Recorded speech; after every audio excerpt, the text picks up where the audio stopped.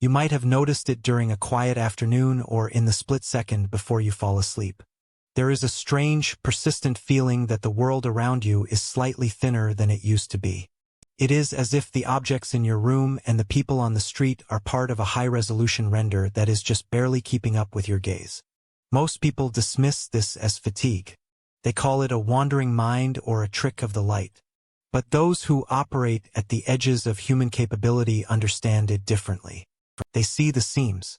They recognize that the reality we inhabit is not a solid structure, but a series of overlapping protocols. They understand that the difference between a life of quiet desperation and a life of total command is not found in effort, but in leverage. Leverage is usually understood as a physical concept. A long enough lever can move the world. But there is a more subtle form of leverage that exists within the folds of the neocortex. It is the invisible architecture of high-agency living. We like to believe that our actions are the result of conscious deliberation. We tell ourselves a story about why we chose this career, this partner, or even this specific brand of coffee. In reality, we are often just spectators watching a chemical reaction unfold in real time. High-agency individuals are those who have learned to step behind the curtain of their own biology. They do not fight their impulses. They reconfigure the environment that creates them. They treat their own consciousness as a programmable interface. Consider the way you move through a typical day. You wake up, and your brain immediately begins scanning for familiar loops. It looks for the phone, the caffeine, the low-level anxieties that define your personality. This is the default protocol. It is designed for survival, not for mastery. It is a biological script written thousands of years ago to ensure you do not starve or get eaten.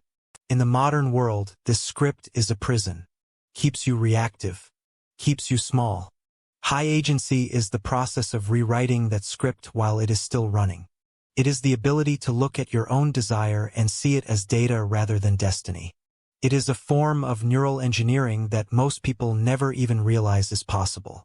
The secret of those who seem to accomplish the impossible is not that they have more willpower than you.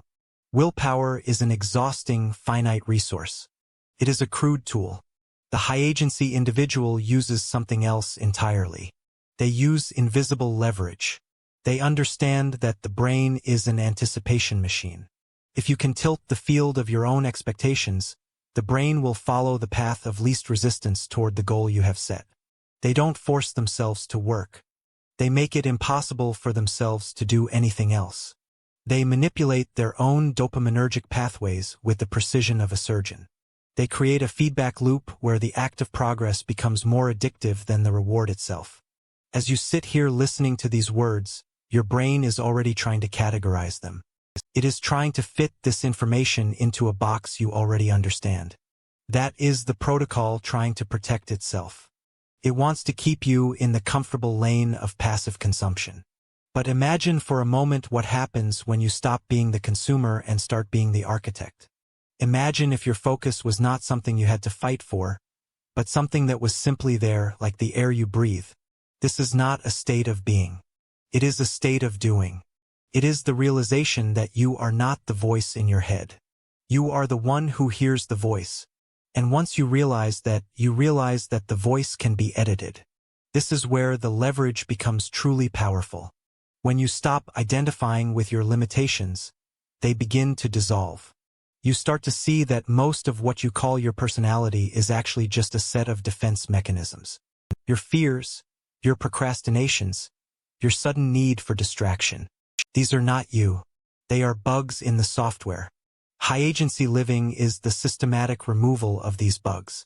It is a cold, calculated stripping away of everything that is not essential. It is a quiet, internal revolution. It does not require a stage or an audience. It happens in the silence between your thoughts. But there is a price for this level of clarity. As you begin to master these neural protocols, a subtle shift occurs. You start to see people not as individuals, but as sets of predictable behaviors. You see the strings that move them. You see the way they are manipulated by their own biology and by the systems around them. The world begins to look like a vast, complex machine. And while you have found the controls for your own part of that machine, you realize how few people ever will. You become an outlier in a world of averages. You move through the day with a sense of purpose that others find intimidating or even alien. The warmth of common struggle begins to fade, replaced by the cool efficiency of total agency. Then comes the realization that reframes everything. You have spent all this time optimizing the machine. You have mastered the protocols. You have cleared the bugs and maximized the leverage. You are more productive, more focused, and more effective than you have ever been. But in the process of becoming the perfect architect of your own life, you have to ask yourself who is actually living it. If you have automated your willpower and programmed your desires, are you still the one in control? Or have you simply built a more sophisticated cage? You have replaced a clumsy biological prison with a sleek digital one. The high-agency life you have created is so efficient that it no longer requires your presence. You start to wonder if the version of you that was flawed and distracted was actually the only part of you that was truly alive. The friction you worked so hard to eliminate was the very thing that proved you existed. Now, there is no friction. There is only the smooth, silent operation of the protocol. You have achieved total leverage, but you have nothing left to move. You are a ghost in a perfectly optimized machine. The world is still thin. The seams are still visible. But now you realize they are not seams in reality. They are seams in you. You have optimized yourself into an abstraction. You look at your hands. You feel the weight of your body in the chair. You are back in the room. The silence is still there, but it feels different now. Feels heavy. You realize that you have a choice to make, but for the first time you don't know which protocol to follow. You have the power to do anything, which is dangerously close to having the reason to do nothing. The leverage is there, invisible and absolute, waiting for a command that might never come. You are the master of a kingdom that consists entirely of your own thoughts.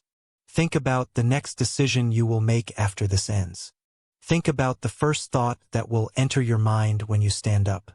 Is that thought yours? Or is it just the next line of code in a script you didn't write?